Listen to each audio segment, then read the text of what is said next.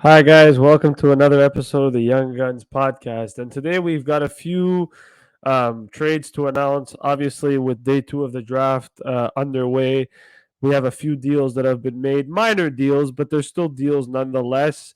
Josh Bailey, who was traded from the New York Islanders over to the Chicago Blackhawks, as well as a second round pick in 2026. As you can see right here, in exchange for future consideration. So for the Islanders, they clear $5 million in cap space for this season. They also have to trade a second round pick as a sweetener in 2026 to do it. I mean, for Chicago, it doesn't really matter because Josh Bailey then gets put on as a buyout candidate. So he's actually going to be bought out for the next 2 years. So if you go look at, I believe, his buyout calculator, which is right here, his buyout history with the Chicago Blackhawks, they're gonna have to pay 1.1 million in cost this year, so a $2.66 million cap hit in 2023-24 and 24-25 1.166. Obviously, the Blackhawks have cap space.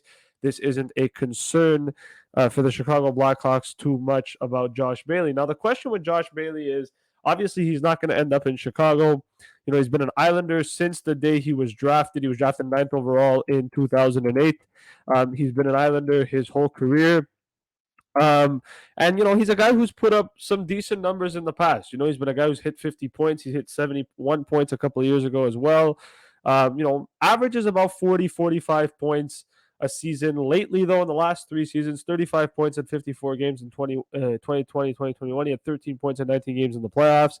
Then in 21-22, he had 44 points in 74 games, so a little bit of a dip compared to the year before, but still decent numbers. And then this year completely fell off with 25.64 games. Josh Bailey, listen, he's 33 years old.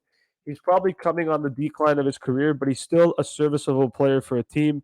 Will be interesting to see what happens with him, moving forward for any team that he ends up playing. He's going to be a free agent. I don't think he's going to ask for too much money, but this is a guy who can play on your third line. He can play on your fourth line.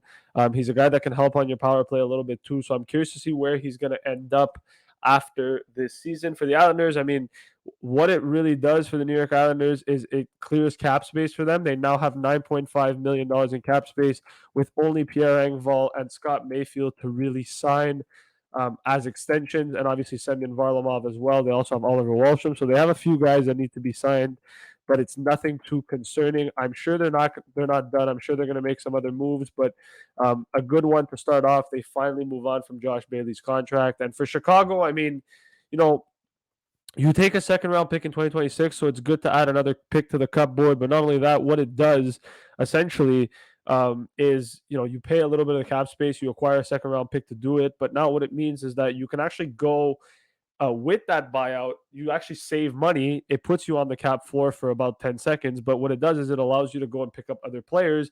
And that's exactly what they did. They acquired Corey Perry from the Tampa Bay Lightning in exchange for a seventh round pick in 2024. Now, Corey Perry is an interesting one because he's at the end of his career here. Is he going to sign in Chicago? I'm not 100% sure he will. This is a guy that's wanted to win a Stanley Cup. He's made the Cup final straight years. Actually, yeah, 3 straight years dating back from 2021-22 all the way to 19-20, where he, made it to the finals with Dallas, had 9 points in 27 games, 21 points in 57 games in the regular season, 9 points in the playoffs. In 2020-2021, he signed with the Canadiens, had 21 points in 49 games in the regular season, had 10 points in 22 games in the playoffs. In 22, lost the Stanley Cup final. He's won one with the Anaheim Ducks in 2006-2007, but has yet to win one since. And then obviously in 21-22, he played with the Lightning, had 6 goals, 5 assists, 11 points in 23 games. And then this year, 12 goals, 13 assists, 25 points in 81 games. He was a minus 28, but he had 5 points in 6 games in the playoffs for Tampa. What I like about this for Chicago is that, look, they get Corey Perry signing rights, so they have an opportunity to sign him.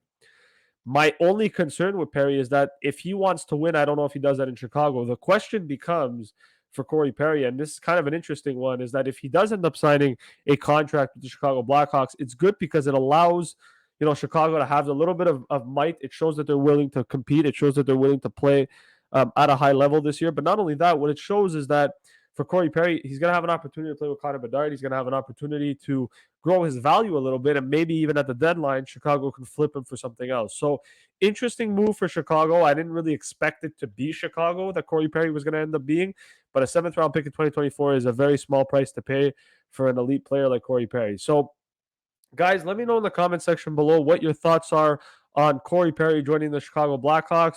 What are your thoughts on the Josh Bailey deal for Chicago? I think they've won both these deals. If they can sign Corey Perry, I think they've won both these deals. They acquire a 2nd-round pick. They eat up a little bit of cap for Josh Bailey. The 2nd rounder is going to be good for their future, and they get a guy in Corey Perry who can potentially be a good cornerstone to their rebuild and help them out a little bit this season, and potentially have an opportunity to play with Connor Bedard and bolster his value a little bit more. So I like this move. I think Chicago did well.